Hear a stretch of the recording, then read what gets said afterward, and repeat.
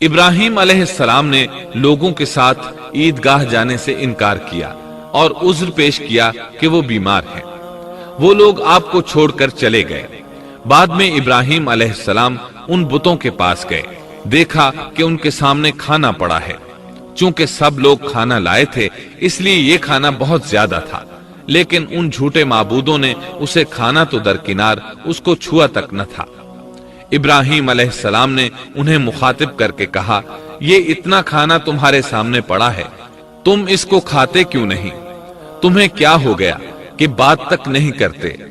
پھر پوری قوت سے دائیں ہاتھ سے کلہاڑا مار کر ان کے ٹکڑے ٹکڑے کر دیے، لیکن بڑے بت کو چھوڑ دیا تاکہ سب اسی کی طرف رجوع کریں۔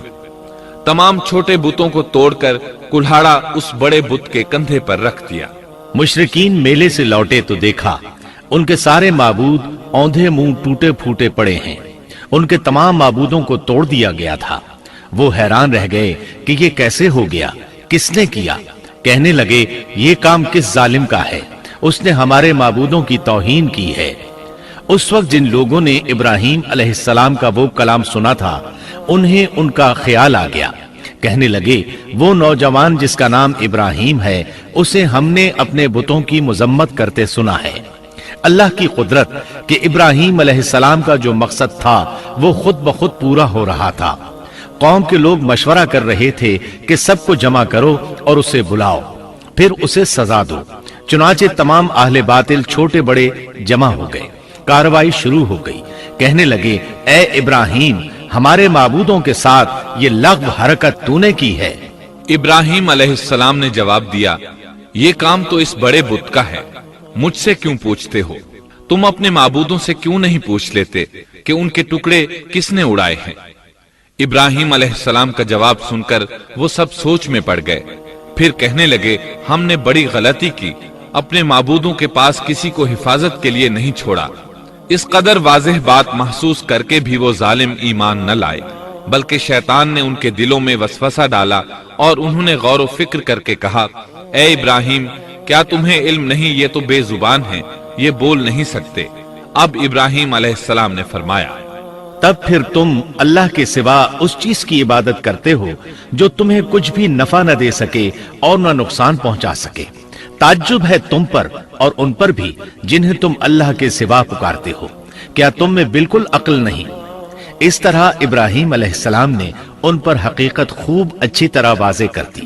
ان سے فرمایا، تم ان کی پوجا کرتے ہو جن کو تم خود تراشتے ہو، یعنی ان کا حال تو یہ ہے کہ تم نے ان کو خود اپنے ہاتھوں سے تراشا اور ان کی عبادت کرنے لگے، جبکہ تمہیں اور تمہاری بنائی ہوئی چیزوں کو اللہ ہی نے پیدا کیا ہے۔ ابراہیم علیہ السلام نے ایک کلہاڑے کی مدد سے ان سب بتوں کو تہس نہس کر دیا تھا۔ یہ اس بات کی واضح ترین نشانی تھی کہ یہ بالکل بے بس ہیں، لیکن اس واضح نشانی کے باوجود وہ اپنے کفر ہی پر ڈٹے رہے اور لگے ابراہیم علیہ السلام کو دھمکیاں دینے۔ کہنے لگے، اس کے لیے ایک آتش کدہ بناؤ اور اسے اس دہکتی آگ میں ڈال دو۔ پھر ان لوگوں نے ایک چٹیل میدان کا انتخاب کیا جہاں مٹی نام کی کوئی چیز نہیں تھی۔ اس میدان کو پتھروں کی باڑ کے ساتھ گھیر دیا گیا۔ پھر سب لوگوں کو حکم دیا گیا کہ وہ لکڑیاں جمع کر کے اس گھیری ہوئی جگہ میں رکھیں۔ چنانچہ سب لوگ لکڑیاں جمع کر کے وہاں لانے لگے، یہاں تک کہ عورتوں اور بچوں نے بھی اس کام میں بڑھ چڑھ کر حصہ لیا۔ میدان میں اتنی لکڑیاں جمع ہو گئیں کہ زمین نظر نہیں آتی تھی۔ یہ لکڑیاں زمین پر ایک اونچی دیوار محسوس ہوتی تھیں۔ پھر ان لکڑیوں کو آگ لگائی گئی۔ جب آگ کے شعلے آسمان سے باتیں کرنے لگے تو انہوں نے ابراہیم علیہ السلام کو آگ میں ڈالنے کے لیے ایک جھولا تیار کیا۔ اس میں سیدنا ابراہیم علیہ السلام کو رکھا گیا۔ اس وقت آپ نے یہ دعا پڑھی، حسبنا اللہ ونعم الوکیل۔ ہمیں اللہ کافی ہے اور وہی بہترین کارساز ہے۔ یہ کلمہ ہر محتاج اور مصیبت زدہ کو پڑھنا چاہیے۔ بخاری میں ہے، رسول اللہ صلی اللہ علیہ وسلم نے فرمایا، حسبنا اللہ و نعم الوکیل ابراہیم علیہ السلام نے اس وقت فرمایا تھا جب انہیں آگ میں پھینکا جانے لگا تھا۔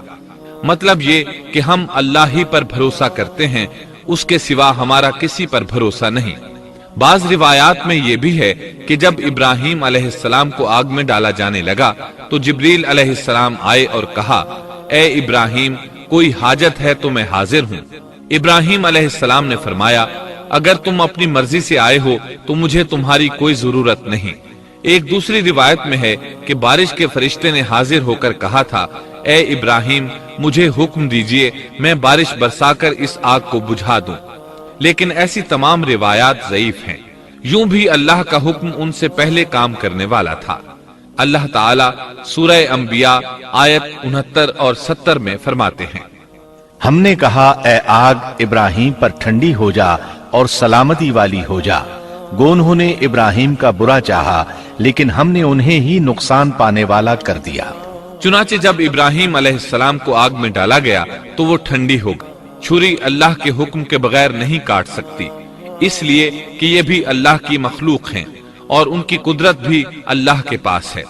वो चाहे तो उनको कुदरत अता कर दे, चाहे तो कुदरत वापस ले ले। आग को ठंडा होने का हुक्म हुआ, वो ठंडी हो गई।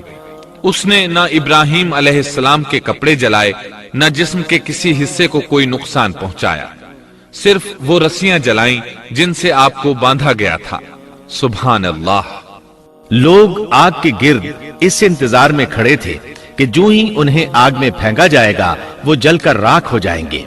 लेकिन वो ये देखकर हैरान रह गए कि इब्राहिम अलैहिस्सलाम बड़े नाज से आग के दरमियान बैठे हैं। बाज रिवायात में है कि इब्राहिम अलैहिस्सलाम फरमाया करते थे, मुझे उन दिनों जो राहत और सुकून हासिल था वैसा आग से निकलने के बाद नहीं हुआ।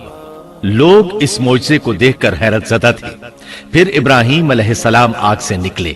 इतना बड़ा मोजज़ा देखने के बावजूद लूत अलैहिस्सलाम के सिवा कोई शख्स पूरे बाबिल शहर से उन पर ईमान न लाया।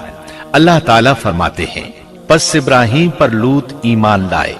मतलब ये कि पूरी बस्ती से लूत अलैहिस्सलाम थे जो आप पर ईमान लाए थे, बाकी तमाम लोग कुफ्र ही पर डटे रहे। इब्राहिम अलैहिस्सलाम उनका रवैया देखकर नाउमीद हो गए कि इससे बढ़कर ये कौन सा मोजज़ा देखना चाहते हैं। उनके बुतों को तोड़ दिया गया। अपनी आंखों से अल्लाह की निशानी उन लोगों ने देखी, फिर भी ये ईमान नहीं लाए।